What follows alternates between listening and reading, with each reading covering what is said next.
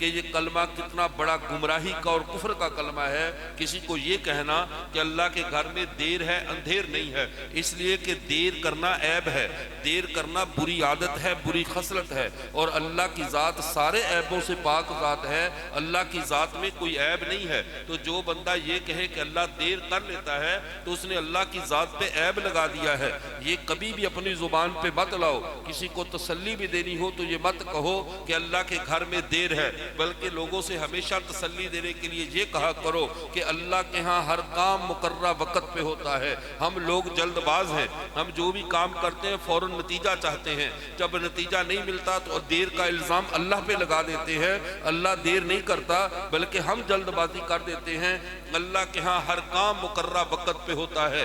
مومن کی توحید کا تقاضا یہ ہے کبھی بھی کسی عیب کو اللہ کی طرف منسوب نہ کرے، اللہ کی ذات کو سارے عیبوں سے پاک سمجھے، اپنی زبان میں اپنے عمل میں ہر حال میں اللہ کی ذات کی پاکیزگی بیان کرے۔ اور دوسرا جو جملہ ہے جو ہماری زبانوں سے عام نکل جاتا ہے اور ہم کو دیہاتوں میں پتہ بھی نہیں ہوتا، شہروں میں بھی پتہ نہیں ہوتا، ہم یہ جملہ کیوں بول رہے ہیں، یہ کلمہ اگر ہے جو ہم اگر مگر کر کے بات کرتے ہیں۔ مثال کے طور پر اگر کوئی سانحہ ہو جائے تو ہم کہتے ہیں اگر یہاں پہ گورنمنٹ پل بنا دیتی تو یہ سانحہ نہ ہوتا، اگر یہ بجلی آج وقت بجلی چلی جاتی تو یہ جان بچ جاتی، اگر میں گھر سے باہر نہ نکلتا تو آج حادثہ نہ ہوتا۔ ہم اگر مگر کر کے اللہ کی تقدیر کا انکار کرتے ہیں۔ ہمارا کوئی اگر مگر اللہ کی مقرر کردہ تقدیر کو نہیں بدل سکتا۔ جو اللہ نے سانحہ لکھا ہے وہ ہو کر رہنا ہے۔ آپ کے یہاں کسی کا ایکسیڈنٹ ہوا، اسے گاڑی میں لے کر جا رہے ہیں، مشورہ ہوا کہ اس کو لے کر فوراً بکھر ہسپتال میں چلے جاؤ، لیکن رستے میں ہی لیٹ ہو گئے یا کسی ٹریفک بلاک میں پھنس گئے۔ اب کہتے ہیں اگر ٹریفک بلاک نہ ہوتی تو ہمارا بچہ بچ جاتا۔ کبھی بھی ایسا نہیں ہو سکتا۔ اگر اللہ نے بچانے کا فیصلہ کیا ہوتا تو ہم گھر سے ایک قدم بھی باہر نہ نکالتے، وہ تب بھی بچ جاتا، اور اگر اللہ نے اٹھانے کا فیصلہ کر لیا ہے تو تم چاہے سب سے پہلے ہسپتال بھی پہنچ جاتے، دنیا کے سارے ڈاکٹر بھی اکٹھے ہو جاتے، کسی کی جان نہیں بچا سکتے۔ جان کا دینا اور جان کا چھین لینا، رزق دینا اور رزق چھین لینا، کاروبار میں برکت دینا اور کاروبار کی برکت کو اٹھا لینا، یہ سارے کام خدا کے ہیں۔ مومن کو زیب نہیں ہے کہ اس کو کسی اگر مگر کے ساتھ جوڑے۔ یہ اگر مگر کرنا یہ مومن کے ایمان کے منافی ہے، عقیدہ توحید کے منافی ہے۔ عقیدہ توحید کا تقاضا یہ ہے کہ تمہاری زبانوں پہ اگر مگر نہ ہو، ہر حال میں اللہ احکم الحاکمین پہ تمہارا یقین ہو۔ ایک لمحے میں بھی اپنے اللہ توحید کا تقاضا ہے، اللہ سے کبھی اپنے یقین میں غافل نہ ہو۔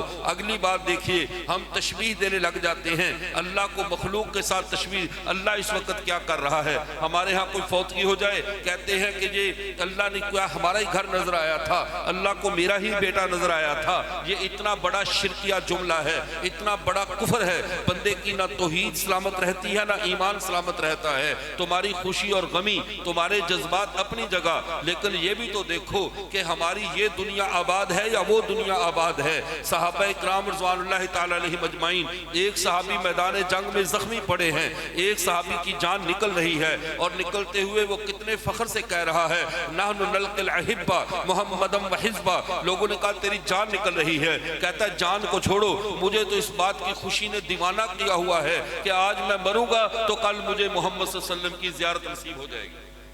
وہ لوگ مرتے اس شوق سے تھے کہ اگلے جہان میں اس موت کا بارڈر پار کرنے کے بعد ہمارے آقا وہیں پر ہیں، موت کا بارڈر پار کرنے کے بعد اصحاب رسول وہی ہیں، ہمارے آباء و اجداد وہی ہیں۔ دنیا میں ہماری رشتہ داریاں تھوڑی ہیں، دنیا میں ہمارے تعلقات تھوڑے ہیں، آخرت میں موت کے بعد ہمارے بڑے خاندان وہاں ہیں، بڑی رشتہ داریاں وہاں ہیں۔ سب سے بڑھ کر یہ کہ عالم برزخ میں ہمارے آقا بھی موجود ہے، تو پھر یہ گلہ شکوہ کرنا اللہ کو ہمارا ہی بچہ نظر آیا، اللہ نے یہ کیوں کیا؟ اللہ کو کبھی بھی کسی بات میں مورد الزام مت ٹھہرایا کرو، بلکہ یہ کہو میرے رب نے میرے بارے میں جو فیصلہ کیا ہے وہ درست ہے۔ میری سوچ میں بات آئے تب بھی ٹھیک، نہ آئے تب بھی ٹھیک۔ میرے عقیدہ توحید کا تقاضا یہ ہے کہ میرا رب میرے بارے میں جو فیصلہ کر دے میں اللہ کے فیصلے پہ راضی ہوں، میں اللہ کے فیصلوں سے بدگمان نہیں ہوں۔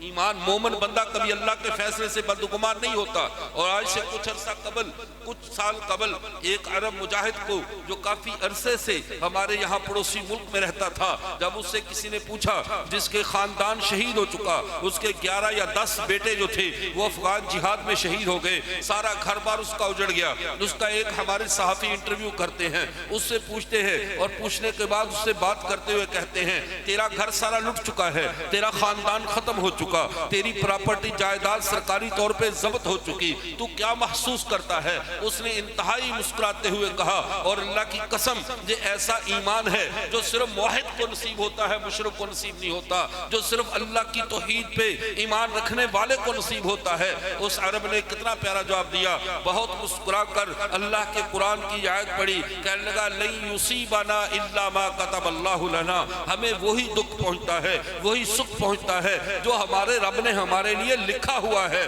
رب کا لکھا تو بدل نہیں سکتا، رب کا لکھا تو مل کر رہے گا. کہنے لگا وہی پہنچتا ہے جو ہمارے رب نے ہمارے لیے لکھا ہے. میرے رب نے میرے لیے لکھا تھا میرے بیٹے قتل کر دیے جائیں، میرے لیے لکھا تھا میرا گھر اجڑ جائے، میرے لیے میرے رب نے لکھا تھا میرا کاروبار تباہ ہو جائے. کہنے لگے لن یصیبنا الا ما کتب اللہ لنا، مجھے وہی کچھ ملا، تمہیں وہی کچھ مل رہا ہے جو ہمارے رب نے ہمارے لیے لکھا ہے. آگے جملہ بڑا زبردست بولا، کہنے لگا ہوا مولانا، اللہ کا تعارف یہ ہے. اللہ نے اپنے آپ کا یہاں تعارف رب، حاکم اور قاضی کے طور پہ نہیں فرمایا. مولا کہتے ہیں دوست کو، بے تکلف بیلی کو، جس کے ساتھ یاری انتہا کی پہنچ جائے، جس کے انتہا درجے کا یارانہ ہو، اسے مولا کہتے ہیں. اللہ نے کہا لن یصیبنا الا ما کتب اللہ لنا، تمہیں ہر خوشی ہر غم وہ پہنچتا ہے جو تمہارے رب نے لکھا ہے. لیکن ساتھ یہ بھی رکھو اللہ سے ناراض نہ ہوا کرو، ہوا مولانا، وہ تمہارا یار بھی تو ہے، وہ تمہارا دوست بھی تو ہے. اس عرب نے کہا جب میرے یار نے میرے لیے لکھا ہے تو میں یار کے لکھے کو پورا کرنے میں خوشی محسوس کرتا ہوں، مجھے کوئی دکھ نہیں. جب بندے کا ایمان اللہ پہ ایسا ہو، وہ دکھ میں بھی اسے لذت آتی ہے، تکلیف میں بھی لذت آتی ہے. اور مومن جتنا موحد ہو وہ ہر دکھ میں جب نظر خدا پہ جاتی ہے. ہم مسلمان کیوں خوش قسمت ہیں، ہمیں یہ دعائیں کیوں سکھائی گئی ہیں؟ سانحہ ہو جائے پڑھو انا للہ و انا الیہ راجعون، ہم اللہ کے ہیں، اللہ کی طرف ہی جانے والے ہیں. یہ ایک جملہ سارے دکھ کو مٹا کے رکھ دیتا ہے، ساری تکلیف کو مٹا دیتا ہے. جب بندے کو پتہ چلتا ہے اس کے ہر دکھ کی انتہا یہ ہے کہ میری اللہ سے ملاقات ہوگی، ہر تکلیف کا انجام یہ ہے کہ میری اللہ سے ملاقات ہوگی، ہر سفر کی تھکاوٹ کا حل یہ ہے کہ میری اللہ سے ملاقات ہوگی. جس کو اللہ سے ملاقات کا شوق ہو اسے دنیا کی تکلیفوں پہ شکوے نہیں ہوا کرتے. اور اللہ کے نبی صلی اللہ علیہ وسلم نے فرمایا من حب لقاء اللہ احب اللہ لقاءہ، جو اللہ سے ملنے کو پسند کرتا ہے اللہ بھی اس سے ملنا پسند کرتا ہے. ومن کرہ لقاء اللہ کرہ اللہ لقاءہ، جو اللہ سے ملنے کو پسند نہیں کرتا، دنیا میں رہنا چاہتا ہے، دنیا سے دل لگا کے رکھا ہے، ایسے بدبخت کو اللہ بھی نہیں ملنا چاہتا. اللہ اپنے اسی بندے سے ملنا چاہتا ہے جو اس زمین پہ رہتے ہوئے اللہ سے ملنا چاہتا ہو. یہ عقیدہ توحید ہمارا یہ درست ہونا. دوسرا عقیدہ جس کا درست ہونا ضروری ہے وہ عقیدہ رسالت ہے. ہمیں اللہ کے سارے رسولوں پر ایمان رکھنا ہے. حضرت آدم سے لے کر حضرت محمد صلی اللہ علیہ وسلم تک جتنے بھی رسول آئے ہیں ہم سب پہ ایمان لانے والے ہیں. ہم اس نسل انسانی کا وہ خوش قسمت ترین طبقہ ہے کہ ہمارے نامہ اعمال میں اللہ کے سارے سچے نبی موجود ہیں. ہمارے نامہ اعمال سے کوئی سچا نبی غائب نہیں ہے. جتنے اللہ نے نازل کیے ہم سب پہ ایمان رکھتے ہیں. اور ہمارے نامہ اعمال کی دوسری خوبی یہ ہے کہ کوئی جھوٹا ہمارے نامہ اعمال میں نہیں ہے. سچے سارے موجود ہیں، جھوٹے سارے غائب ہیں. ہمارے نامہ اعمال میں اللہ کے سچے نبیوں پر ایمان ہے، جھوٹوں پہ کوئی ایمان نہیں. یہ سعادت اللہ نے ہمیں بخشی ہے کہ ہم اللہ کے سارے رسولوں پر ایمان رکھتے ہیں. اور پھر دوسری بات، ہم محمد عربی صلی اللہ علیہ وسلم کی امت ہیں. ہمارے پیغمبر اللہ کے آخری نبی ہیں. جب وہ اللہ کے آخری نبی ہیں تو ان کے بعد کوئی نبی آنے والا نہیں ہے. تو جس طرح یہ عقیدہ رکھنا ضروری ہے کہ محمد میرے نبی ہیں، ایسے ہی یہ عقیدہ بھی رکھنا اتنا ہی فرض ہے کہ وہ اللہ کے آخری نبی ہیں، ان کے بعد کوئی اور نبی آنے والا نہیں ہے. محمد کو اللہ کا نبی بھی ماننا ہے اور ساتھ آخری نبی بھی ماننا ہے. اور اس کے ساتھ اور یہ عقیدہ کہ محمد صلی اللہ علیہ وسلم اللہ کے آخری نبی ہیں، ہمارے اللہ نے اس عقیدے کو نسل انسانی کو، مخلوقات کو اتنا یاد کروا دیا تھا، پوری مخلوق کو اتنا یہ عقیدہ ازبر کروا دیا گیا تھا، پوری نسل انسانی کو یہ عقیدہ اللہ نے اتنا ازبر کرایا۔ انسان تو انسان، جانور بھی جانتے تھے، جو نباتات بھی جانتے تھے، حشرات الارض بھی جانتے تھے کہ محمد صلی اللہ علیہ وسلم اللہ کے آخری نبی ہے۔ امام طحاوی رحمت اللہ علیہ نے فرمایا ہے وقت کے نبی کو جاننا صرف انسانوں پہ فرض نہیں ہوتا، بلکہ جو اس دور کی جتنی بھی مخلوقات ہوں ساری مخلوقات پہ فرض ہوتا ہے وقت کے نبی کو پہچانے۔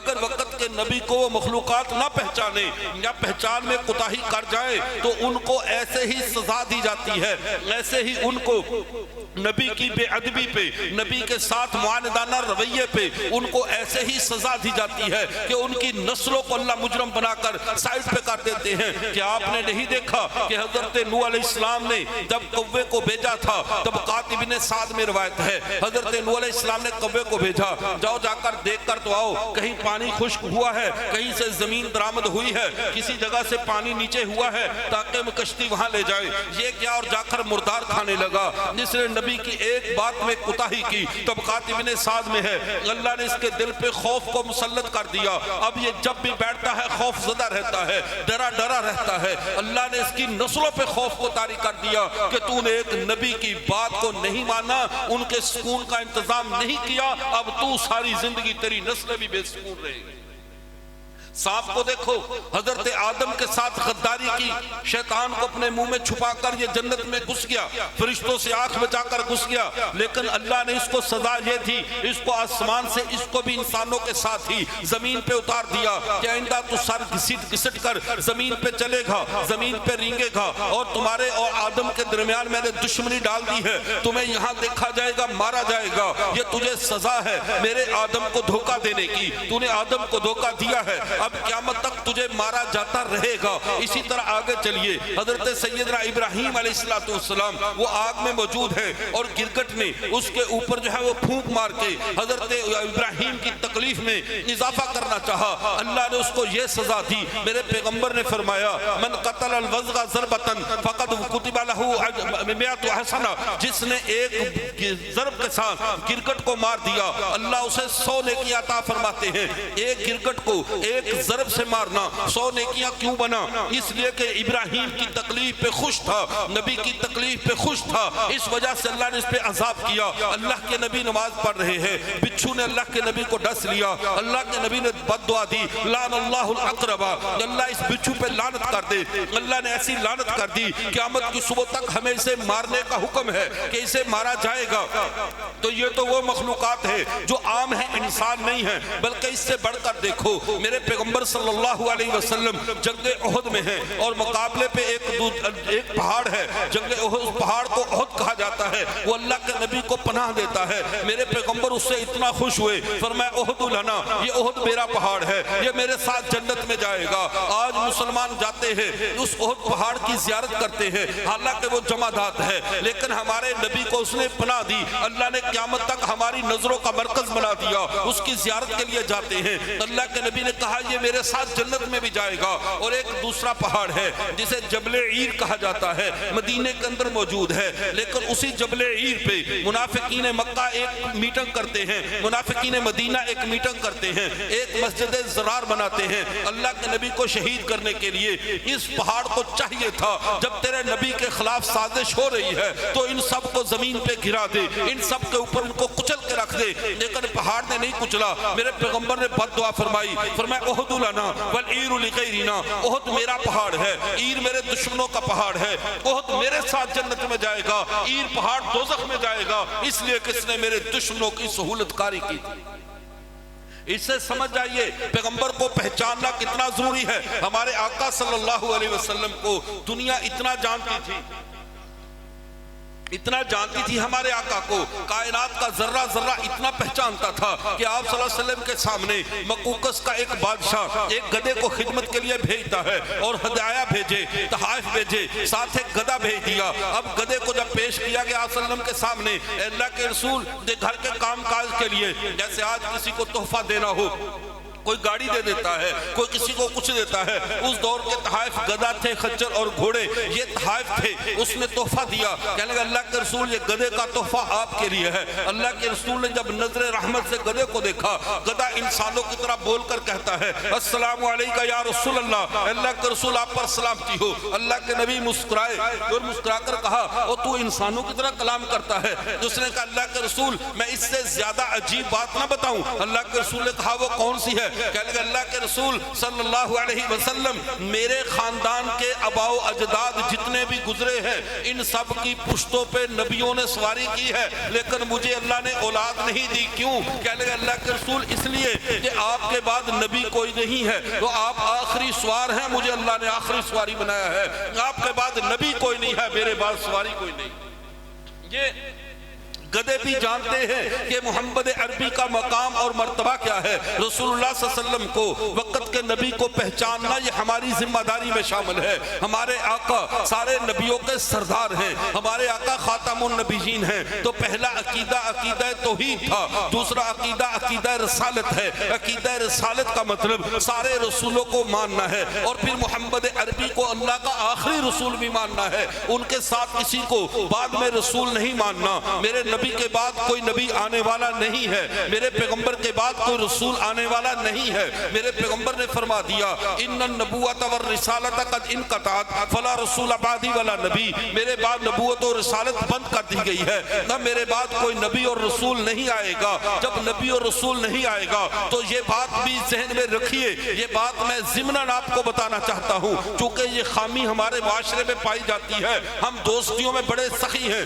دشمنیوں میں اپنی ذاتیات کی بنیاد پر دشمنیاں کرتے ہیں، لیکن یہ نہیں سوچتے من حب للہ و ابغض للہ، دشمنی بھی اللہ کے لیے کی جاتی ہے، دوستی بھی اللہ کے لیے کی جاتی ہے۔ دنیا میں سب سے بڑا مومن جیسے اللہ کا نبی ہوتا ہے، ایسے ہی دنیا کا سب سے بڑا کافر وہ ہوتا ہے جو نبی نہ ہو اور خود کو نبی کہے، اس سے بڑا کافر کوئی نہیں ہوتا۔ ہمارے موجودہ دور میں سب سے بڑے کفار اور زندیق وہ لوگ ہیں جنہوں نے مرزا غلام محمد قادیانی کو محمد کے بعد نبی مانا ہے، ان کے پیغمبر کی نبوت پہ ڈاکہ ڈالنے کی کوشش کی ہے، پیغمبر کے صحابہ کے جواب میں اپنے صحابہ تیار کیے، نبی کے اہل بیت کے مقابلے میں اپنے اہل بیت تیار کیے، پوری انہوں نے ٹیکنالوجی، پورا اسلام کا میکانزم ہی تبدیل کر دیا، محمد کے پورے دین کے مقابل نیا دین کھڑا کر لیا۔ تو یاد رکھیے جس طرح ہم ذاتیات کی بنیاد پہ دوست بناتے ہیں، دشمن بناتے ہیں، لیکن مسلمانوں کی دوستی بھی اللہ اور اللہ کے رسول کے لیے ہوتی ہے، دشمنی بھی اللہ اور اللہ کے رسول کے لیے ہوتی ہے۔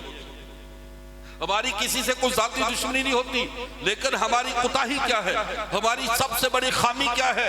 ہم رسول اللہ کے دشمنوں سے لین دین شروع کر لیتے ہیں، رسول اللہ کے دشمنوں سے اٹھنا بیٹھنا شروع کر دیتے ہیں، اور یہ وجہ ہم میں مرض آیا ہے مفت خوری کی وجہ سے۔ ہم میں مفت خوری کتنے جراثیم ہیں، اتنی مرض ہمارے اندر مفت خوری کی ہے۔ اگر ادھر قادیانیوں کی گاڑی آ جائے اور وہ فری دوائی تقسیم کر رہے ہو تو بھول جاتے ہیں کہ ہم محمد عربی کے نام لیوا ہیں، بھول جاتے ہیں کہ ہم کسی اللہ کے سچے نبی کے پیروکار ہیں۔ ہمیں یہ زیب نہیں دیتا کہ کسی نبی کے دشمن کے ہاتھوں شفا پائے، اللہ کے نبی کے دشمنوں کے ہاتھوں شفا پا کر زندہ رہنے سے بہتر ہے محمد کی ملت میں رہو اور بیماری سے مر جاؤ، جہاں اگر مر بھی گئے قیامت کو وہ سنبھال لے گے، لیکن اگر دشمن کی گود میں جا کر مرے تو کون والی وارث تمہارا؟ اس لیے صحت زندگی موت اللہ کے ہاتھ میں ہے، خدا کے لیے ان قادیانیوں سے لین دین مت کیا کرو۔ پہلے نمبر پہ انسان کی غیرت ختم ہو جاتی ہے، پہلے نمبر پہ اسلام کی مسلمان کی وہ حمیت ختم ہو جاتی ہے جو رسول اللہ کی وجہ سے اس کے عقیدے میں موجود ہوتی ہے۔ لیکن دشمن ہمیشہ آپ کو سہولت دے گا، فری میڈیسن، فری آپ کی بیماریوں کے علاج، آپ کے ہارٹ اٹیک کا علاج، فلاں فلاں امراض کا علاج، اور ہم اس کے بدلے میں ہم سے کیا لیتا ہے؟ دنیا میں کوئی چیز فری نہیں ہوتی، دشمن جب بھی کوئی چیز فری دیتا ہے اس کے بدلے میں تمہارا ایمان لیتا ہے۔ اس کے بدلے میں وہ تمہارے ایمان کو خریدتا ہے، اور مسلمان اس بات کو سمجھتے نہیں۔ اس لیے دشمنیاں اور دوستیاں اپنی تجدید کرو، اپنے گریبان میں جھانک کر دیکھو تمہارے کتنے دوست اللہ کے لیے ہیں اور کتنے دشمن اللہ کے لیے ہیں۔ بندے کا ایمان مکمل ہی تب ہوتا ہے جب دوستی اور دشمنی اللہ کے لیے ہو، اللہ کے سوا اپنی ذات کے لیے نہ ہو، تب جا کر ایمان مکمل ہوتا ہے۔ تو میں عرض کر رہا تھا ہمارا دوسرا عقیدہ جو ہمارا مدار نجات ہے وہ عقیدہ توحید کے بعد عقیدہ رسالت اور ختم نبوت ہے۔ تیسرے عقیدے کی طرف آئیے۔ تیسرا ہمارا عقیدہ وہ عقیدہ آخرت ہے۔ ہم آخرت کے دن پر ایمان رکھیں، آخرت کے اندر جو ہم نے یہاں کاشت کرنا ہے وہی قیامت کو برداشت بھی کرنا ہے، جو ہم یہاں بو رہے ہیں وہی ہم قیامت کو کاٹیں گے۔ آخرت کے دن کا منکر نہیں ہونا۔ ان جاہلوں والی بات مت کرو جس کے اندر کہہ دیتے ہیں کہ یہ جہان میٹھا ہے، آگے والا کس نے دیکھا ہے، اس جہان کے بعد آگے کون جانتا ہے کیا ہوگا۔ کوئی جانے یا نہ جانے، کوئی دیکھا ہو کسی نے یا نہ دیکھا ہو، جب ہمارے آقا نے دیکھ لیا، آقا کے دیکھنے کے بعد کسی کی ضرورت باقی رہ گئی؟ بتاؤ بھی کسی کی ضرورت باقی رہ گئی؟ لہذا یہ بات ذہن میں رہے، ہم آقا صلی اللہ علیہ وسلم جزاک اللہ یہ کام نہ کریں، یہ ہدایہ نہ بھیجیں، وہ نعت خانوں کے لیے اور بچوں کی حوصلہ افزائی ہوتی ہے، تو میرے لیے اس کی ضرورت نہیں ہے۔ جزاک اللہ۔ تو آپ بس بات سنیے، جزاک اللہ۔ اب میں بات سمجھ لیجئے جو میں عرض کرنا چاہتا ہوں کہ ہمارے عقیدے میں آخرت کا ایمان ہونا بہت ضروری ہے۔ کل ہم نے اللہ کے سامنے پیش ہونا ہے، کل ہم نے اللہ کے حضور جانا ہے، کل ہم نے اللہ کا سامنا کرنا ہے، رسول اللہ کا سامنا کرنا ہے، حوض کوثر پہ جانا ہے۔ آج کا ہمارا دن جس طرح اس پہ ہمیں یقین ہے کہ آج کے دن ہمیں زندگی اللہ نے دی اور ہم زندہ رہے، ایسے ہی یقین رکھو ہم نے حشر میں بھی جانا ہے اور اللہ کا سامنا بھی کرنا ہے۔ تین عقیدے درست ہوں گے، عقیدہ توحید، عقیدہ رسالت اور عقیدہ آخرت۔ تین عقیدوں کی درستگی کے ساتھ جب ہم اللہ کے حضور پیش ہوں گے تو ہم کامیاب ہوں گے۔ اور اگر ان تین عقیدوں میں فالٹ آ گیا، ان تین عقیدوں میں کوتاہی آ گئی، پھر ایسی بربادی ہے ہمارے لیے، ایسا نقصان ہے، نہ ہماری دنیا اس نقصان کو پورا کر سکتی ہے اور نہ آخرت میں ہم اس کا کوئی کفارہ دے سکتے ہیں۔ ہماری دنیا بھی اجڑ جائے گی، آخرت بھی اجڑ جائے گی۔ لیکن میرے آقا صلی اللہ علیہ وسلم نے اپنی امت کے ساتھ جتنی رعایتیں کی ہیں، ہم صرف آپ کو ڈراتے نہیں، اپنے پیغمبر کی اس محبت سے بھی روشناس کروا دیں۔ ہمارے آقا صلی اللہ علیہ وسلم نے ہمارے ساتھ ایسے معاملہ کیا ہے جیسے باپ اپنی اولاد کے ساتھ کرتا ہے۔ ایک صحابی کو آپ صلی اللہ علیہ وسلم واش روم جانے کے آداب سکھا رہے تھے۔ ایک یہودی نے دیکھا اور بڑی حیرت سے کہا کیا یہ بھی سیکھنے والی چیز ہے؟ آپ سے اس نے کہا ہمارے نبی ہمارے لیے باپ کی طرح ہے، جیسے باپ اپنی اولاد کو سکھاتا ہے، ہمارے پیغمبر نے ہمیں ایسے ہی سکھایا ہے۔ ہر چیز ہمارا نبی ہمیں یوں ہی سکھاتا ہے۔ اور یہ رشتہ ہمارا اپنے نبی صلی اللہ علیہ وسلم سے اتنا چھوٹا نہیں ہے۔ ذرا ہم اپنی اہمیت کو بھی پہچانیں، اپنی حیثیت کو بھی پہچانیں، ہمارا اپنے پیغمبر سے رشتہ کیا ہے۔ عمومی طور پہ ہم یہی سمجھتے ہیں ہم امتی ہیں، وہ ہمارے نبی ہیں، ہم ان کے پیروکار ہیں، ہم نے ان کا کلمہ پڑھا ہے۔ بھئی یہ تو آپ کا عمومی تعارف ہے، خصوصی تعارف میرا اور آپ کا یہ ہے۔ یہ امت کا اپنے پیغمبر سے، ہر امت کا اپنے نبی سے وہی رشتہ ہوتا ہے جو باپ بیٹے کا رشتہ ہوتا ہے، جو ایک باپ اپنے بیٹے کے لیے کرتا ہے یا بیٹا باپ کا ادب کرتا ہے۔ ہر نبی اپنی امت کا روحانی باپ ہوتا ہے۔ ایک روایت میں آتا ہے جب نبی کی بیویوں کے بارے میں اللہ نے قرآن پاک میں کہا وَأَزْوَاجُهُ أُمَّهَاتُهُمْ، نبی کی بیویاں یہ تمہاری مائیں ہیں، ان کا ماؤں کی طرح احترام کرنا ہے، یہ تمہاری مائیں ہیں۔ ایک روایت میں آگیا وَهُوَ أَبٌ لَهُمْ، لیکن نبی تمہارا باپ ہے۔ چونکہ ختم نبوت کی وجہ سے اللہ نے قرآن میں کہہ دیا مَا كَانَ مُحَمَّدٌ أَبَا أَحَدٍ مِّن رِّجَالِكُمْ، محمد تم میں سے مردوں میں کسی کے باپ نہیں ہیں۔ اس لیے احتیاطاً ہم رسول اللہ صلی اللہ علیہ وسلم کے لیے ایسے الفاظ استعمال نہیں کرتے جس سے باپ کا شبہ وہ پیدا ہوتا ہو جیسے نسبی باپ کا ہوتا ہے، لیکن روحانی طور پہ پوری کی پوری امت یہ محمد کی اولاد ہے، پوری کی پوری امت جو محمد عربی پہ ایمان لائی ہے، جس کا رسول اللہ سے رشتہ باپ بیٹے کیسا رشتہ ہے اس کی مثالیں سمجھیے۔ ہمارے گھروں میں ہمارے ہاں جب سب سے پہلے ہم بچے کی شادی کرتے ہیں تو ہمیں کیا حکم ہے؟ اپنے بچوں کے لیے نیک عورتوں کا انتخاب کرو، اس وجہ سے کہ بچوں کی پہچان جب خاندانوں سے ہوتی ہے، عموماً مائیں نیک ہوں تو بچوں کے لیے باعث فخر ہوا کرتی ہیں۔ ماں نیک، اور یہ بھی بات ذہن میں رہے دنیا کی وراثت باپ سے ملتی ہے، علم کی وراثت عموماً ننہال سے ملتی ہے، نانے کے خاندان سے ملتی ہے۔ جیسے کائنات کو سارا علم رسول اللہ کے واسطے سیدہ فاطمہ الزہرا رضی اللہ تعالی عنہ اور ان کے واسطے پوری کائنات کو اللہ نے علم سے بھر دیا، امت کو کہ نبی کی جو نسبی وراثت ہے، مال کی وراثت ہے، وہ تو جاری نہیں ہوتی، نبی کا علم کی وراثت جاری ہوتی ہے۔ تو جب نبی کے علم کی وراثت خاندان نبوت سے ملی ہے تو سمجھ جاؤ ہماری اولادوں کو علم کی وراثت بھی ننہال کی طرف سے ملا کرتی ہے۔ جب ہماری ماؤں کا انتخاب تھا، اللہ نے اس امت کے لیے کیسی ماؤں کا انتخاب کیا۔ حضرت عیسیٰ علیہ السلام کی ماں کے لیے، ایک نبی کی ماں کے لیے جو لفظ اللہ نے استعمال کیے کہ وہ امہ صدیقہ، حضرت عیسیٰ کی ماں صدیقہ ہے، اللہ نے اس امت کی ماں بھی سیدہ عائشہ صدیقہ کو بنایا تاکہ پتہ چلے کہ امت اپنے قد کاٹ میں اتنی اونچی ہے، محمد عربی کی نسبت نے اسے اتنا اونچا کر دیا ہے کہ جو سٹیٹس سابقہ امتوں کی نبیوں کی ماں کا ہوا کرتا تھا وہی سٹیٹس اس امت کی ماں کا ہے۔ اتنا بڑا ان کو مقام عطا فرمایا گیا۔ اب دوسرے نمبر پہ جب گھر میں بچہ پیدا ہو جائے ہم دوسرا کام یہ کرتے، آپ تھک تو نہیں گئے؟ نہیں تھکے تو بتا دیں، میں آپ سے زیادہ تھکا ہوا ہوں، چلو جب تھک جائے فوراً بتا دینا، ٹھیک ہے؟ میں عرض کر رہا تھا دوسرا مسئلہ، جب گھر میں بچہ پیدا ہو ہم کیا کرتے ہیں؟ ایک کھجور لی، بچے کو بھیجا کسی کو، اور یہ میں حدیث اکثر سناتا ہوں تاکہ اس حدیث کو سن کر ہمیں اپنے اندر ایک فخر اور ایک غرور محسوس ہو کہ ہم کتنی خوش قسمت امت ہیں۔ ہمارے ہاں بچہ پیدا ہوتا ہے، کہتے کس کے دادے کی گھٹی دلواؤ، اس کسی مسجد کے امام صاحب سے کو ہمارے بچے کو گھٹی دے دے، وہ چوس کے کھجور کو دے دیتا ہے، کھجور کے ساتھ اپنا لعاب دہن لگا دیتا ہے، اس کو لعاب دہن بچے کے حلق میں اتار دیا جاتا ہے تاکہ اس بچے کی عادات نیک ہوں، یہ بچہ نیک اور صالح بنے کہ اس کو کسی نیک انسان کی گھٹی دلوائی گئی ہے۔ لیکن قربان جائیں میرے آقا صلی اللہ علیہ وسلم نے پوری اپنی امت کو گھٹی خود دی ہے، لوگوں پہ نہیں چھوڑا، پوری امت کو گھٹی خود دی۔ کس طرح؟ مسند احمد ابن حنبل میں حدیث میں مبارکہ ہے، آپ صلی اللہ علیہ وسلم حجۃ الوداع کے موقع پہ زمزم کے کنویں پہ تشریف لائے اور آپ صلی اللہ علیہ وسلم نے لا کر وہاں سے فنازع دلوا من بئر زمزم، اللہ کے نبی کے لیے ایک ڈول نکالا گیا کہ آپ اس سے وضو فرما لیں۔ اللہ کے نبی نے وضو کیا اور جو بقیہ ڈول میں پانی تھا اس ڈول کے اندر ثم مج فیہ، اللہ کے نبی نے اس میں کلی کر دی، اس پانی میں کلی کر دی۔ اب پیارے پیغمبر کا لعاب دہن اس پانی میں مل گیا، سارے صحابہ بے چین ہیں، کاش آج اللہ کے رسول اپنا یہ جھوٹا پانی مجھے دے۔ ایسا ہوتا ہے یا نہیں ہوتا؟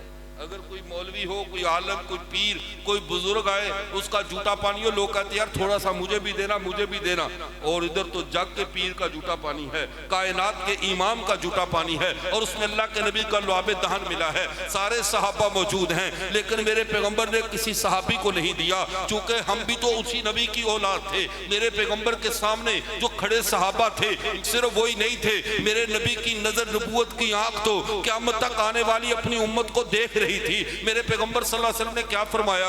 کسی صحابی کو نہیں دیا بلکہ اپنے ہاتھوں سے اپنے لعاب دہن والے جھوٹے پانی کو دوبارہ زمزم کے کنویں میں ڈال دیا تاکہ قیامت کی صبح تک جو بھی زمزم پیے اس کے پیٹ میں محبت کی گھٹی اتر جائے۔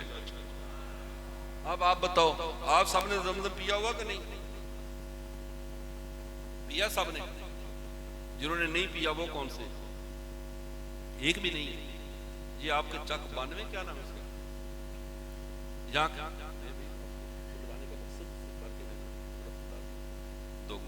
اب آپ بتائیں کہ اس چک کے سارے لوگوں نے عمرہ کیا ہوا ہے؟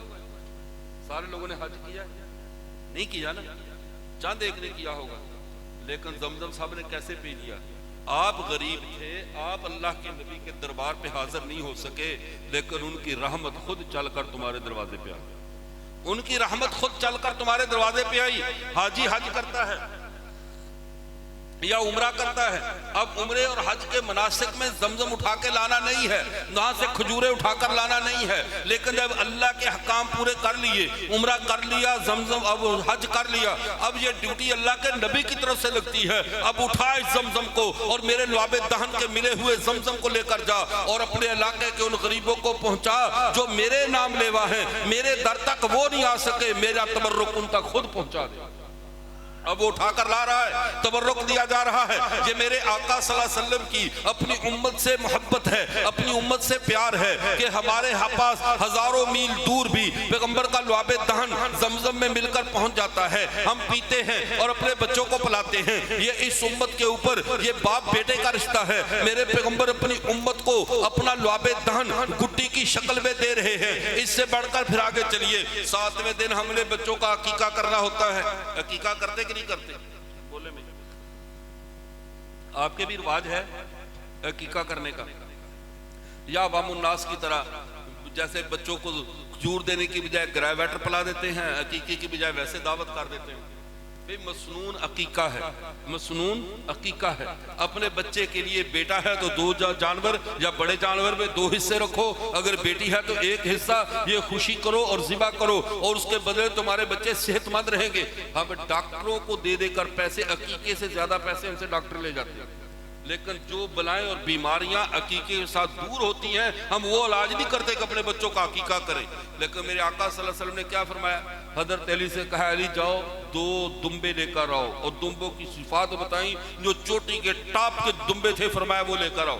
اللہ کے نبی نے 1 دمبا ذبح کیا، فرمایا یہ میرے اور میری آل کی طرف سے ہے، اور دوسرا دمبا ذبح کر کے فرمایا یہ میری پوری امت کی طرف سے ہے۔ اب بتاؤ، جو عقیقہ لوگ تو ہم تو کہتے ہیں قربانی اللہ کے نبی نے کی ہے، میں کہتا ہوں قربانی بھی تو عقیقے ہی کا نام ہے۔ عقیقہ کہتے قربانی کرنے، خون بہانے کو ہے۔ میرے پیغمبر نے اپنی اولاد سمجھ کر قیامت تک کے انسانوں کا، مسلمانوں کا عقیقہ خود کر دیا، تاکہ بہت سے بچے ایسے ہوں گے جن کا عقیقہ نہیں ہوا ہوگا، وہ بھی حوصلے میں رہے، ان کے آقا ان کا عقیقہ کر کے جا رہے ہیں۔ یہ کتنا بڑا شرف ہے۔ اس سے آگے چلیے، ہم جوان ہوتے ہیں، زندگی گزاری، لیکن ہمارے ہاں اب کسی نے آپ کے قصبے میں آنا ہو، وہ ایڈریس پوچھ کر آئے گا، فلاں کے گھر میں جانا ہے، کس طرح آنا ہے۔ چونکہ ہم نے روز محشر جب اللہ کے سامنے پیش ہونا تھا، ہمارے آقا کو پتا تھا میری امت وہاں آ کر بکھلا نہ جائے، وہاں پہ چونکہ اولین و آخرین جمع ہوں گے، سارے انسان جمع ہوں گے، حشر کی ہولناکیاں ہوں گی۔ اتنی ہولناکیاں دیکھ کر کہیں میری امت غمزدہ نہ ہو، میرے پیغمبر نے جتنا صاف ستھرا ایڈریس اپنا اس امت کو بتایا ہے، کسی نبی نے اپنی امت کو نہیں بتایا۔ میرے پیغمبر کیا فرماتے ہیں؟ انا اول من تنشق عنہ الارض، سنو سب سے پہلے اللہ میری قبر کو کھولیں گے، سب سے پہلے مجھ سے زمین کو کھولا جائے گا اور مجھے اٹھایا جائے گا۔ فاکسل حلۃ من حلل الجنہ، پھر مجھے جنت کی ایک پوشاک پہنا دی جائے گی۔ اب اللہ کے نبی فرماتے ہیں تمہارے اٹھنے سے پہلے ثم اقوم عن یمین العرش، میں اللہ کے عرش کی دائیں سائڈ پہ کھڑا ہو جاؤں گا۔ اتنا ایڈریس بتایا گیا تاکہ میرے امتی جب یہ قبروں سے اٹھے کہیں گھبرا نہ جائیں، آتے ہی اپنے غم گسار کو دیکھ لے، آتے ہی اپنے آقا کو دیکھ لے۔ فرمایا ثم اقوم عن یمین العرش، میں اللہ کے عرش کی دائیں سائڈ پہ کھڑا ہوں گا۔ فلا ينبغي احد من الخلائق ان يقوم ذلك المقام غیری، اللہ کی مخلوق میں کسی میں دم نہیں ہے میری جگہ پہ کوئی اور کھڑا ہو جائے۔ مطلب یہ ہے کہ جب بھی تم آنکھ کھولو گے روز محشر سب سے پہلے اپنے پیغمبر کو دیکھ لو گے۔ یہ کتنی بڑی سعادت ہے۔ لیکن رسول اللہ کو، اللہ کرے ہمارا رسول اللہ کو دیکھنا اس حال میں ہو کہ ہمارے آقا ہم سے راضی ہو، ہمارے آقا ہم سے راضی ہوں، ہمارے پیٹوں میں حرام نہ پل رہا ہو، قادیانیوں کی دمائیوں سے ہم صحت نہ پا رہے ہو، بہنوں کی وراثت نہ کھائی ہوئی ہو، لوگوں کے حق نہ مارے ہو۔ یہ ظلم کرنے چھوڑ دو تاکہ جب قیامت کے دن اللہ کے دربار میں جاؤ تو اللہ کے نبی تمہیں دیکھ کر مسکرائیں، اللہ کے نبی غصے سے منہ نہ پھیر لے کہ تو وہی ہے، کلمہ میرا پڑھتا تھا، بہنوں کی وراثت کھا گیا، ان کو حصہ نہیں دیا، کلمہ میرا پڑھتا تھا، دکانداروں کے پیسے کھا گیا، کلمہ میرا پڑھتا تھا، نام میرا لیتا تھا، اور بھائی کے سگے بھائی کا حق کھا گیا ہے۔ تو نے لوگوں کے حق کھا رکھے ہیں، تو نے لوگوں کی عزتوں کو پائمال کر رکھا ہے۔ اللہ کے نبی نے اگر اس دن منہ پھیر لیا، آج تمہارے دنیا کے 4 ٹکے تو بچا لو گے، لوگوں کے حق کھانے والے، لوگوں کی زمینیں دبانے والے، زمیندارے میں پانی کے 2-2 4-4 منٹ چوری کرنے والے، یہ سارے لوگ کان کھول کر سن لیں، یہ دنیا کی عارضی لذت دنیا میں چند روزہ ہے، اگر آقا نے منہ پھیر لیا تو ہمیشہ ہمیشہ کی دوزخ ٹھکانہ بن جائے گی۔ اپنی حیثیت کو پہچانو، یہ رات توبہ کرنے کی ہے، یہ رات اپنے آپ کو تبدیل کرنے کی ہے۔ اگر کسی نے کسی کا حق کھایا ہے تو اس کو ادا کر دو، اس سے پہلے کہ ادا کرنے کے قابل نہ رہو، اس سے پہلے ادا کر دو۔ اور پھر آپ صلی اللہ علیہ وسلم نے یہاں تک فرمایا قبر میں سب سے پہلے میں اٹھایا جاؤں گا، لیکن تم نے اس بات پہ گھبرانا نہیں ہے کہ کہیں امتوں کا حساب ہونے لگا ہمیں لیٹ نہ ہو جائے۔ فرمایا لواء الحمد یومئذ بیدی، اللہ کی حمد کا جھنڈا بھی اس دن میرے ہاتھ میں ہوگا۔ اور فرمایا انا اول شافع و اول مشفع، پہلے میں سفارش کروں گا اور میری سفارش سب سے پہلے قبول کی جائے گی۔ انا اول من یقرع باب الجنہ، آپ نہ پریشان ہو، جنت کا دروازہ سب سے پہلے میں کھٹکاؤں گا اور میری امت کھٹکائے گی۔ اور پھر یہاں تک فرمایا قیامت کے دن جب محمد عربی کی یہ امت اٹھے گی، اس کو جب قبروں سے اٹھایا جائے گا، پروٹوکول کے ساتھ جب لایا جائے گا، سابقہ امتیں کہیں گی کیا یہ سارے کے سارے نبی جا رہے ہیں؟ ان کو نبیوں والی عزت دی جا رہی، کیا یہ سارے نبی ہیں؟ انہیں کہا جائے گا یہ نبی نہیں ہے، یہ محمد کی امت جا رہی ہے۔ اور یہ ایسی امت ہے کہ جس امت کے اندر پیدا ہونے کی نبی دعائیں کرتے رہے، نبی کہتے رہے، حضرت موسیٰ نے، حضرت الیاس نے، حضرت زکریا نے، بیسیوں انبیاء نے کہا اے اللہ ہمیں اجعلنی من امتی محمدہ امتی احمدہ، ہمیں محمد کا امتی بنا دے، محمد کا امتی بنا دے۔ گویا کہ جس سیٹ پر اب آپ بیٹھے ہیں، جس سیٹ پر آپ جلوہ افروز ہیں، کیا محمد کے امتی ہیں؟ اس سیٹ کی قیمت سابقہ امتیں نبی، سابقہ امتوں کے نبی اپنی نبوت کی شکل میں دیتے تھے کہ یا اللہ ہم میری نبوت نہیں، محمد کا امتی بنا دے۔ امتی ہونا اتنا بڑا شرف ہے۔ اور ختم نبوت کے بعد، ختم نبوت کے بعد، رسول اللہ کے سر پہ تاج نبوت آنے، ختم نبوت کا آنے کے بعد، اب کائنات کا سب سے بڑا شرف رسول اللہ کا امتی ہونا ہے، سب سے بڑا شرف رسول اللہ کا پیروکار ہونا ہے۔ اس لیے میرے دوستو اس شب برات کو اپنی زندگی کی تبدیلی کا ذریعہ بناؤ۔ بھی گفتگو کچھ طویل ہو گئی، میں اس کو مختصر کر رہا ہوں، آپ کافی دیر سے بیٹھے ہیں۔ یہ بات سمجھ لیجئے جو حدیث مبارکہ میں آپ صلی اللہ علیہ وسلم نے فرمایا، اس رات میں بھی اللہ ان 7 لوگوں کی بخشش نہیں کرتے۔ ان میں میں نے ابھی عقائد پہ بات کی ہے کہ عقائد جس کے خراب ہوں، جس کے اعمال قلب خراب ہوں، دل کا عقیدہ صحیح نہیں ہے، کبھی وہ اپنے قول سے کفر کے کلمات کہتا ہے، کبھی بچہ پیدا ہونے پہ دروازے کے سامنے کسی درخت کے پتے باندھ دیتا ہے کہ یہ پتے کیوں باندھے ہیں، یہ بلاؤں کو ٹال دیتے ہیں۔ اور بندگان خدا ان پتوں پہ یقین نہ رکھو، یقین اللہ احکم الحاکمین پہ رکھو۔ بلائیں اگر آنا چاہیں، اللہ لانا چاہے، درختوں کے پتے بلائیں نہیں روکتے۔ یہ درختوں کے ہم پجاری نہیں ہیں، ہم ان پتوں کے پجاری نہیں ہیں، ہم اللہ احکم الحاکمین پر تم ایمان رکھتے ہیں۔ اور ہمارے ہاں ہمارے نوجوانوں میں ہم بت نہیں مانتے۔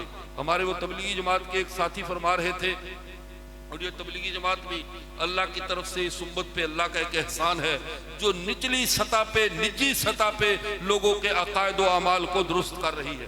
وہ کہتے ہیں اگر ہمارے کسی بھی مسلمان کے سامنے ایک 100 تولے کا یا 5 کلو کا سونے کا بت بنا کر رکھ دیا جائے اور اسے کہا جائے اس پہ تیرا یقین ہے یا کچھ کر سکتا ہے، تو عام سے عام مسلمان بھی کہے گا یہ کچھ بھی نہیں کر سکتا، کرنے والی ذات اللہ کی ہے۔ ایسا یقین ہے یا نہیں؟ لیکن اگر اسی بت کو توڑ کر 2-2 تولے تقسیم کر دیے جائیں، پھر 2-2 تولے پہ سب کا یقین ہے، موٹر سائیکل بھی آ سکتا ہے، گاڑی بھی آ سکتی ہے، 1 ایکڑ زمین آ جائے گی۔ کہہ رہے جس طرح بنے ہوئے سونے کے بت پہ یقین نہیں تو اس کے ٹکڑوں پہ بھی یقین مت کرو۔ جب اللہ نے مشرکین مکہ کو بتوں سے ہٹا دیا، ہمیں بت پرستی سے روک دیا، بت کس چیز کے بنتے تھے؟ بولے بھئی کس چیز کے بنتے تھے؟ وہ پتھروں کے بنتے تھے نا، سیمنٹ سریے کے تو نہیں بنتے تھے۔ بت کس چیز کے ہوتے تھے؟ اور ہمارے ہاں نوجوان کیا کہتے ہیں؟ انگوٹھی میں یاقوت پہنا ہے محبوبہ کو حاصل کرنے کے لیے، میں نے یہ زمرد پہنا ہے مال حاصل کرنے کے لیے، جو یہ پتھر پہنتا اس کے پیسے ختم نہیں ہوتے، فلاں پتھر پہنو، زمرد پہنو، رشتہ داری شادی مرضی کی شادی ہو جاتی ہے، فلاں پتھر پہنو نوکری مل جاتی ہے، فلاں پتھر پہنو تمہارا بوجھ رو بن جاتا ہے۔ آپ میں اور مشرکین مکہ میں کیا فرق رہ گیا؟ وہ بڑے بڑے بتوں کو پوج لیتے تھے، آپ نے چھوٹے چھوٹے بت انگلیوں میں ڈال کے لے کر پھر رہے ہو۔ ان بتوں پہ اعتماد پتھروں پہ مت رکھو، مومن کو یہ زیب نہیں دیتا پتھر پہ ایمان رکھے، چاہے وہ انگوٹھی کی شکل میں ہو یا بت کی شکل میں ہو۔ نفع نقصان کا مالک کون ہے؟ جب نفع نقصان کا مالک اللہ ہے تو پھر ان بتوں پہ انگوٹھیوں، ویسے پتھر پہننا ناجائز نہیں ہے میں بتا رہا ہوں، لیکن مرد کے لیے جو مسنون اگر گنجائش ہے تو صرف 3.25 ماشے کی چاندی کی انگوٹھی مرد پہن سکتا ہے، ورنہ یہ زیب و زینت عورتوں کے لیے ہوتی ہے، یہ مردوں کے لیے نہیں۔ مرد ویسے زینت والے ہوتے ہیں، مردوں کے لیے یہ زیور نہیں ہے، یہ عورتوں کا زیور ہے، عورتیں زیور پہنے۔ اور جو نوجوان گلے میں سونے کی چین ڈال کر پھر رہا ہے، انگوٹھی میں ہاتھ میں سونے کی انگوٹھی ڈالی ہے، بھئی تجھے پتہ نہیں ہے اللہ کے نبی نے مردوں پہ اس کو حرام قرار دیا ہوا ہے؟ اللہ کے نبی صلی اللہ علیہ وسلم نے ریشم اور سونا مردوں پہ حرام قرار دیا ہے. کیوں پہنا ہے؟ کرے سسرال والوں نے دی ہے. اس کا مطلب ہے اس کا رب نہیں ہے، سسرال ہے. اگر رب پہ یقین ہوتا تو سسرال کا اتنا خوف نہ طاری ہوتا، سسرال کا اتنا ڈر نہ ہوتا. لیکن رب سے نہیں ڈرتا، سسرال سے ڈر رہا ہے کہ اگر اس انگوٹھی کو اتارا تو میری ساس صاحبہ کیا کہے گی، سسر صاحب کیا کہیں گے. بات کان کھول کے سن لو، یہ رشتے فانی ہیں، ختم ہونے والے ہیں. ان کی خاطر اپنے رب اور رسول کو ناراض مت کرو. اپنے ہاتھوں سے سونا ہے تو اتار دو. اور وہ تو آج کل تو ہوگا بھی نہیں، جتنے حالات بن چکے ہیں. اب صرف کچھ دنوں بعد کتابوں میں سونا رہ جائے گا یا نیند کا سونا رہ جائے گا، ویسے نظر نہیں آئے گا. یہ اللہ تعالیٰ حکومتوں کو جزائے خیر دے. تمام جو مردوں کے لیے ناجائز چیزیں ہیں وہ ویسے ہی غائب کرتی جا رہی ہیں. ایسی ہے یا نہیں؟ اب اگلی بات کو سمجھیے، ہمارے عقائد کا درست ہونا، اعمال قلب کا درست ہونا. ابھی تو تقریر 2 حصے باقی ہے، میرا ہر ٹائم زیادہ ہو گیا. ایسے ہی ہے. اب آہستہ آہستہ کا ہے. اب لگتا تھا کہ جی یہ تھکنے پہ سبحان اللہ ہے یا صحیح بیٹھنے میں؟ اچھا صحیح بیٹھنے میں سبحان. چلیں یہ بھائی حبیب صاحب فرما رہے تھے کہ یہ آپ 2-2.5 گھنٹے تقریر کریں. انہوں سمجھا کہ میں شاید سید اللہ شاہ بخاری ہوں. وہ تعالیٰ شاہ بخاری جب جاتے تھے نا کسی علاقے میں تو کہتے ساری رات بیان کرتے تھے. تو میں نے کہا اس میں کون سے کمال کی بات ہے؟ وہ لوگ بھی بیچارے بیل گاڑیوں پہ پیدل کتنی دور سے چل کر آئے تھے. نہ رات کو وہ کہیں جانے کے قابل ہوتے تھے، نہ شاہ جی قابل ہوتے تھے، بس بیٹھے ساری رات لگے رہتے تھے. اب تو بیچارے آئے ہیں بستروں سے نکل کر اور فوراً جا کر سونا ہے. ساری دن کھیتی باڑی کی، صبح جا کر پھر کام کرنا ہے. تو اس لیے اتنی لمبی تقریر نہیں، میں بات وقت سمیٹ رہا ہوں. ٹھیک ہے. اب دوسری بات میں نے کیا کی تھی؟ اعمال بدن کی. اپنے اعمال بدن کو درست رکھنا یہ اسلام کا دوسرا حصہ. پہلا حصہ عقائد، دوسرا حصہ اعمال بدن. تمہارے بدن سے تمہارے مولا کا لا یرا کا حیث نہا کا، تمہارا رب تمہارے بدن کو وہاں نہ دیکھے جہاں سے اس نے منع کیا ہے. گناہوں سے اپنے جسم کو بچانا، نیکیوں میں اپنے جسم کو کھپانا، زکوٰۃ کا ادا کرنا، نماز کی پابندی کرنا، یہ وہ ظاہری اعمال ہیں جو اسلام کا دوسرا درجہ ہے. ہم نماز پڑھتے ہیں تو یہ اعمال بدن ہے، سجدہ کرتے ہیں اعمال بدن ہے، آنکھوں سے آنسو ٹپک رہے ہیں یہ اعمال بدن ہے. تو اعمال بدن کے بعد تیسرا درجہ ہے تصوف و احسان کا. تصوف اور احسان کا وہ کیا ہے؟ وہ ہے کیفیات. ہمارے ہاں جن لوگوں کو تصوف کی ہوا نہیں لگی ہوتی وہ اولیاء اللہ کے مخالف ہو جاتے ہیں. وہ کہتے ہیں بزرگوں کی باتیں ہمیں سمجھ میں نہیں آتی، اور ان کے درمیان ایک نیا ٹرینڈ چل پڑتا ہے، یہ بابے تش ہے ہی کوئی نہیں. یہ مرض سنا ہے نا آپ نے؟ اور یہ کوئی نئی مرض نہیں ہے. جو شکر اگر نہیں سنا تو اللہ کا اس میں بھی شکر ادا کرے. جنہوں نے سنا ہے وہ فکر کرے.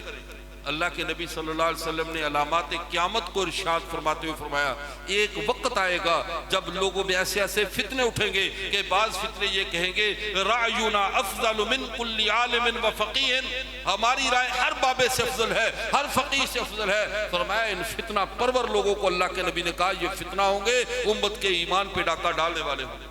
تو اولیاء اللہ وہ اللہ کے ولی جنہوں نے اپنے لیل و نہار اللہ کی اطاعت میں گزارے، ذکر و اذکار میں گزارے. اور ہم ولی پہچانتے ہیں کرامات سے.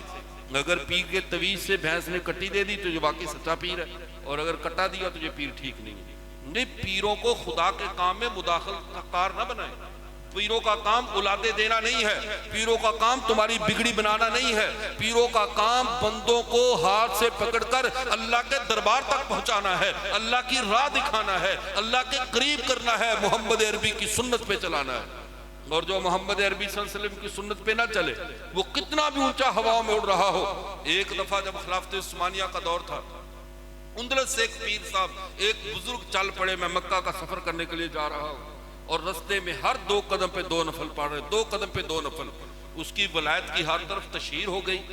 ایک بزرگوں نے کہا میں بھی جاتا ہوں. وہ صحیح اللہ والے تھے، انہوں پہچاننے والے بھی تو قیامت کی نظر رکھتے ہیں، وہ تو چھوٹی چھوٹی بات پہ پہچان لیتے ہیں. انہوں نے کہا میں بھی جاتا ہوں، زیارت کرتا ہوں، آخر اتنی مخلوق بھاگی جا رہی ہے زیارت کرنے کے لیے، چلو دیکھتے ہیں یہ کیسا اللہ کا ولی ہے. وہاں پہنچے تو وہ کہیں آگے چلا گیا تھا. انہوں نے کہا چلو جہاں اس نے 2 نفل پڑے ہیں اس جگہ کی زیارت کروا دو. جگہ کی زیارت کی تو کہنے لگے سن لو یہ اللہ کا ولی نہیں ہے، یہ کچھ شرارتی جا رہا ہے، یہ کوئی شیطان جا رہا ہے، اس کی تفتیش کرو، یہ گڑبڑ کر رہا ہے. انہوں نے کہا تو ہے ہی وہابی.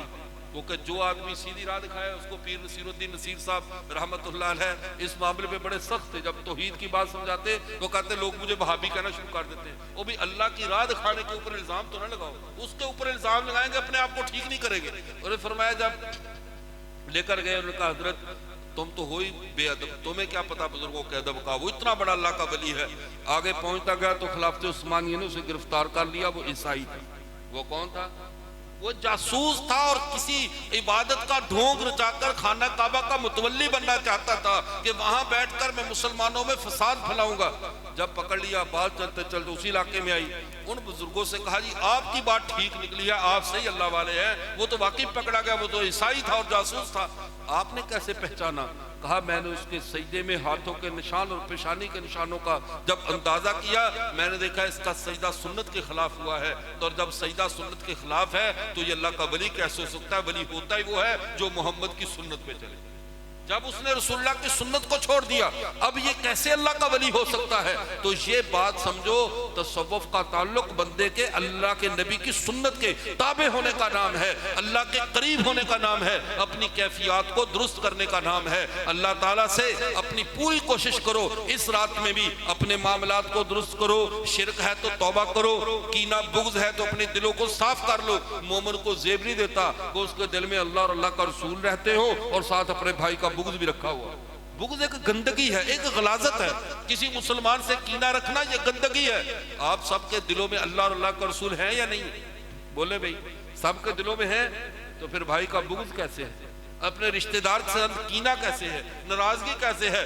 جب اس مجلس میں یہاں پر لا کر یہ پھولوں کے گلدستے رکھے ہیں، جہاں پانی والا واش روم کا لوٹا تو لا کر نہیں رکھا ہے انہوں نے، کیوں؟ وہ گندی چیز اس جگہ کے مناسب نہیں ہے۔